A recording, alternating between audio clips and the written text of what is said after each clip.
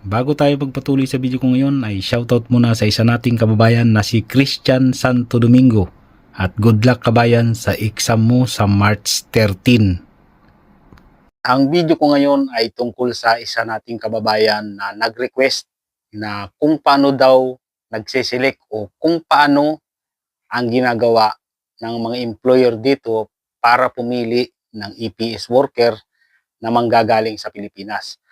At dun sa isang video ko, siguro yung iba napanood na to, parang may mali akong sinabi. May mali akong sinabi tungkol sa kung paano mag-select ng EPS worker na manggagaling sa Pilipinas ang mga Koreano dito or ang mga employer. Parang ang sinabi ko doon ay nakikita yung height, yung weight, o kung ilan ang score sa exam. Ang sinabi ko doon ay nakikita yun, pero hindi pala ganon. Pasensya na mga kabayan dahil ako ay nagtanong-tanong din. Ito talaga yung totoo.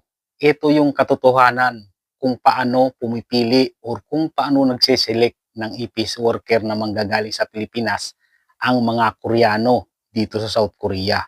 Ito yung nangyayari dyan. Kaya pala ang patakaran dito sa South Korea ay kahit wala kang experience sa trabaho, kahit hindi ka nakagraduate, kahit wala kang diploma, or kahit panda ka o mataba, pwedeng mag-apply dito. Ito yung katotohanan talaga dyan. Ito yung kapag pumipili ang mga employer, sila ay pumupunta sa labor. Sa labor sila pumupunta dito sa South Korea para pumili ng tao. Ngayon, pagdating nila sa labor, ay bibigyan sila. Puro picture lang ang ibibigay sa kanila. Halimbawa, sinabi nila sa labor na kukuha sila ng tao galing sa Pilipinas. Pipili sila. Ngayon, ang gagawin ng labor ay bibigyan sila halimbawa o bibigyan sila katulad ng sinabi ng amo ko sa akin dati na ang binigay sa kanilang picture ay 10. 10 yung binigay na picture sa amo ko. Kasama ako doon. At doon sa picture lang yun, picture lang talaga ang makikita ng employer kapag siya ay pipili. Yan ang buong katotohanan. Picture lang ninyo ang makikita. Kung natatandaan ninyo yung picture ninyo na pinasa nung kayo ay nag-register para sa exam, yun yung makikita. Yung picture ninyo na pinasa sa registration, yun yung makikita ng pipili na employer na Koreano. Yun yung makikita kapag nagbigay ng mga picture ang labor dito sa South Korea. Pero yun ay naka-black and white na. Katulad niyan. Black and white na yan. Ganyan lang yung makikita sa inyo kapag pipiliin kayo. Ang isa pang dahilan, kaya picture lang ang pinapakita ng labor kapag pipili ng tao, ay dahil kawawa yung iba. Lalo na yung walang experience sa trabaho. Yan, tapos yung maliit, baka hindi na maselect. Kaya ang technique ng labor dito, kaya napakabait ng, ng labor dito sa South Korea, pantay-pantay lang sila. Pantay lang talaga. Kaya hindi nila pinapakita kung ano yung impormasyon mo. Basta picture lang ang ipapakita nila. Kaya patas lang talaga pagdating sa seleksyon.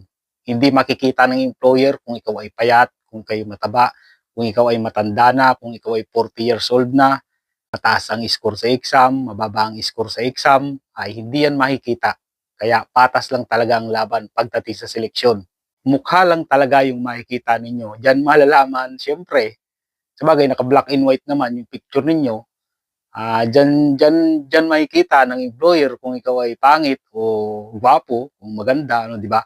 Kaya siguro, yung iba, hindi naman sa panlalait, parang totoo nga, parang totoo nga yung sinasabi ng iba na medyo matagal masilik, alam nyo na, katulad sa akin, dati, ang tagal ko talagang nagka-employer. Pero hindi ko sinasabing pag pangit ka ay hindi ka na magkaka-employer.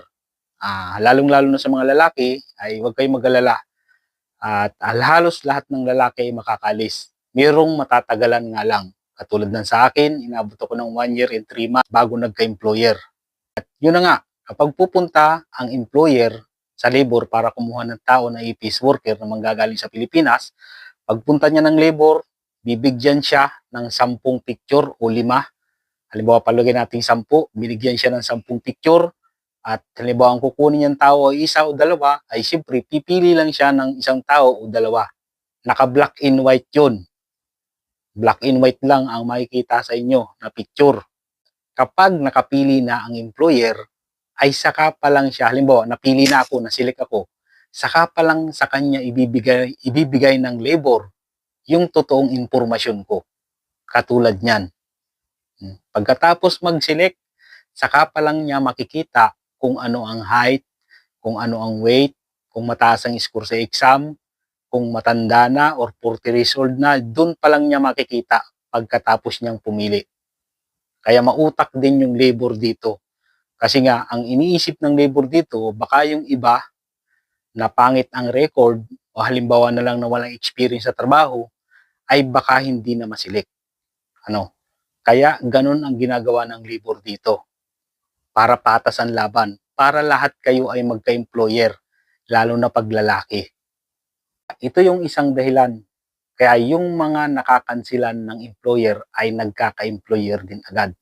Dahil sila yung unang sinasalang ng labor dito pagdating ng seleksyon kapag may pipili na Koreano. Siya yung picture nila agad ang sinasalang doon sa pamimilian. Kaya ganyan yung dahilan kaya nagkaka-employer din agad yung mga nakakansila ng employer. Kaya doon sa mga naghihintay ng employer ay huwag kayong mag-alala dahil pantay-pantay lang kayong lahat. Dahil picture nyo lang ang makikita kapag kayo ay nakasalang sa pamimilian.